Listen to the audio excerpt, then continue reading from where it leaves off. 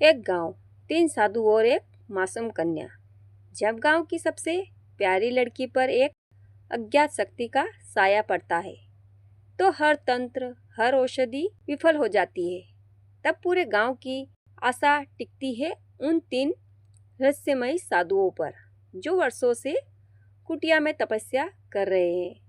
न कुछ कहते, न कुछ मांगते, पर जिनकी आंखों में एक गहरा सत्य छुपा है। पर सवाल उठता है, आखिर उन्होंने उस लड़की को अपनी कुटिया में अकेले 3 रातों तक क्यों रखा? वे कौन सी साधना या परीक्षा ले रहे थे? क्या वह केवल एक आध्यात्मिक क्रिया थी या फिर कुछ ऐसा जिसने जानकर आपके रोंगटे खड़े हो जाएंगे? नमस्ते।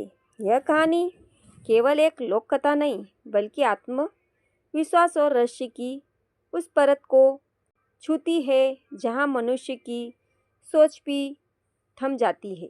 कहानी वहीं से शुरू होती है जहाँ विश्वास और भय दोनों एक ही दीपक की लौ में झिलमिलाते हैं। बहुत समय पहले की बात है।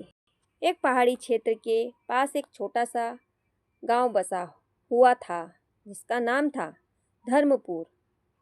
यह गांव प्रकृति की गोद में बसा था, जहाँ हरियाली, शांति और सात्विकता चारों ओर बिखरी थी।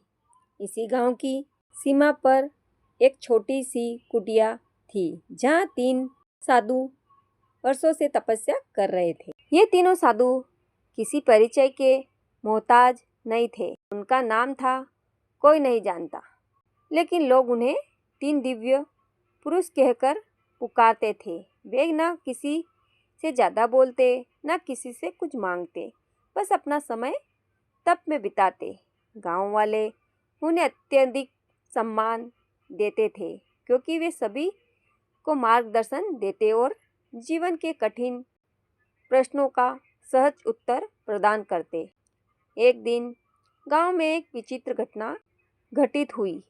गांव के मुखिया ठाकुर रघुवीर सिंह की एक लौती बेटी कनक अचानक एक अजीब बीमारी से ग्रसित हो गई। उसका शरीर ठंडा पड़ने लगा, चेहरा पीला हो गया और उसकी आंखें स्थिर हो गई। बड़े बड़े वैद्य, हकीम और तांत्रिक बुलाए गए। जड़ी बूटियों से लेकर तंत्र मंत्र तक सब कुछ आजमाया गया, लेकिन कनक की हालत में कोई सुधार नहीं हुआ। यह देख गांव में भय और चिंता का माहौल छा गया। तभी एक वृद्धा महिला गांव के चौपाल पर आई और बोली, यह साधारण रोग नहीं है। कनक की आत्मा किसी परछाई के प्रभाव में है। इसका उपचार कोई तांत्रिक या वैद्य नहीं कर सकता। अब समय आ गया है, 3 दिव्य साधुओं से प्रार्थना की जाए। केवल वे ही इस संकट का समाधान निकाल सकते हैं।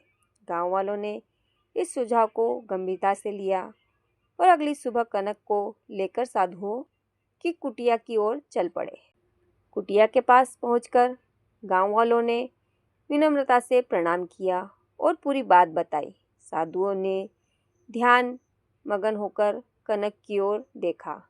कुछ क्षणों की शांति के बाद उस सबसे बुद्ध साधु बोले, यह रोग शरीर का नहीं, आत्मा का है। इसका कारण एक पुराना पाप है जो अब इस कन्या पर प्रभाव डाल रहा है। इसका समाधान सरल नहीं है, लेकिन एक मार्ग है। वह मार्ग कठिन है और उसमें बलिदान, धैर्य और पूर्ण विश्वास की आवश्यकता होगी। मुखिया घबरा गया, स्वर में बोले, महाराज, हम सब कुछ करने को तैयार हैं, कृपया मार्ग बताइए। वृद्ध साधु ने कहा, 3 रातों तक इस कन्या को हमारे पास रहने दीजिए। इन 3 रातों में कोई भी इसे देखने या इससे पुकारने नहीं आएगा। यदि किसी ने नियम तोड़ा तो न केवल कन्या की आत्मा बल्कि उसकी आत्मिक शुद्धता भी संकट में पड़ जाएगी। यह सुनकर मुखिया और गांव वाले दुविधा में पड़ गए। बेटी की हालत गंभीर थी, लेकिन ऐसी शर्त के साथ उसे छोड़ना कठिन निर्णय था। फिर भी कनक की जान बचाने की आशा में वे मान गए। पहली रात गांव में सन्नाटा छाया रहा। कनक साधुओं की कुटिया में थी। तीनों साधु मंत्रोच्चारण कर रहे थे। वातावरण में सुगंधित धूप जल रही थी। रात के तीसरे पहर कनक अचानक उठ बैठी और जोर जोर से चीखने लगी। उसका स्वर बदल चुका था, मानो किसी और आत्मा ने उस पर अधिकार कर लिया हो। लेकिन तीनों साधु शांत रहे। उन्होंने अपनी साधना नहीं छोड़ी। वे जानते थे कि यह एक परीक्षा थी। गांव में एक युवा लड़का अर्जुन कनक का बचपन का मित्र था। वह कनक से बहुत प्रेम करता था। जब उसने कनक की चीखें सुनी तो उसका हृदय व्याकुल हो उठा। वह कुटिया की ओर भागा, लेकिन गेट पर बैठे एक बूढ़े साधु ने उसे रोक लिया। यदि तुमने एक भी कदम आगे बढ़ाया तो सब कुछ नष्ट हो जाएगा। साधु की कठोर वाणी में करुणा छिपी थी। अर्जुन वहीं बैठ गया, रोता रहा, लेकिन भीतर नहीं गया। दूसरी रात और भी भयावह थी।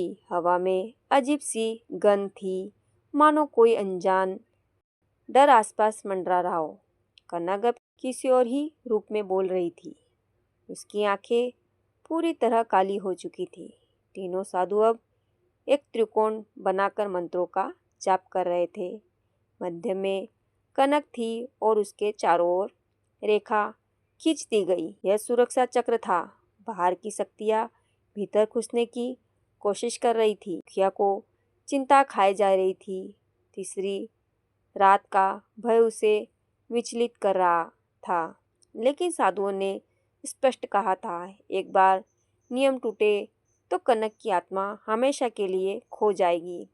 कनक की माँ, जो इन दिनों बेहाल थी, एक क्षण के लिए भी सो नहीं सकी, लेकिन उसने भी पढ़ लिया कि वह शांति से तीसरी रात का इंतजार करेगी, चाहे कुछ भी हो जाए। तीसरी रात आई। कुटिया चारों ओर अंधकार गहराता जा रहा था। जंगल से भेड़ियों की आवाजें आने लगी। कनक एकदम निशब्द हो चुकी थी। उसकी सांसें भी अब धीमी पड़ गई थी। साधु जानते थे कि यही वह अंतिम परीक्षा की रात है। उन्होंने अग्नि प्रज्वलित की और अब उच्चतम स्तर के मंत्रों का जाप प्रारंभ किया। अचानक एक तेज गर्जना हुई और कुटिया के भीतर की दीवारें कांपने लगी। एक छाया कनक के शरीर से बाहर निकलकर जलती अग्नि में समा गई। कनक धीरे धीरे चेतन अवस्था में आने लगी। उसकी सांसें तेज हो गई और चेहरा सामान्य होने लगा। तीनों साधु अब शांत मुद्रा में आंखें बंद किए बैठे थे। उनकी साधना पूरी हो चुकी थी। कनक की आत्मा शुद्ध हो चुकी थी, लेकिन हंसी समय सबसे बुद्ध साधु की सांसें थम गई। उन्होंने अपने जीवन की अंतिम ऊर्जा कनक को बचाने में लगा दी। गांव वालों के लिए यह एक आशीर्वाद और बलिदान दोनों था। अगली सुबह जब गांव वाले कुटिया पहुंचे तो उन्होंने जीवित कनक और शांत साधु मिले। भूत साधु के शरीर को सम्मानपूर्वक अग्नि और समर्पित किया गया। अर्जुन और कनक दोनों भाव विभोर थे। उन्होंने उस साधु के चरणों में नमन किया जिन्होंने अपनी साधना कनक की रक्षा के लिए अर्पित कर दी। धर्मपुर में अब कनक के चमत्कारी उपचार की चर्चा फैल गई थी। लोग दूर दूर से आने लगे साधुओं से आशीर्वाद लेने। लेकिन दो साधु अब मौन साधना में चले गए। उन्होंने कभी उस विषय पर नहीं बोला। कनक ने भी अपने जीवन को सेवा में लगा लिया। वह अब गांव की अन्य लड़कियों को शिक्षा देने लगी। अर्जुन और कनक की शादी हुई, लेकिन यह विवाह केवल प्रेम का नहीं था। यह उस विश्वास और बलिदान की स्मृति थी जो साधुओं ने उनके लिए दी थी। शादी के बाद भी दोनों हर वर्ष उस साधु की पुण्यतिथि पर विशेष यज्ञ करवाते और गांव वालों को उस बलिदान की महत्व समझाते। सालों बाद धर्मपुर एक आध्यात्मिक स्थल बन गया। तीनों साधुओं की कुटिया अब एक मंदिर बन चुकी थी, जहाँ लोग साधना और आत्मिक शांति के लिए आते। कनक और अर्जुन अब वृद्ध हो चुके थे, लेकिन उनका समर्पण आज भी लोगों को प्रेरणा देता था। तीनों साधुओं की कथा अब केवल कहानी नहीं थी, बल्कि एक जीता जागता उदाहरण थी कि विश्वास, बलिदान और सच्ची साधना से हर अंधकार को पराजित किया जा सकता है।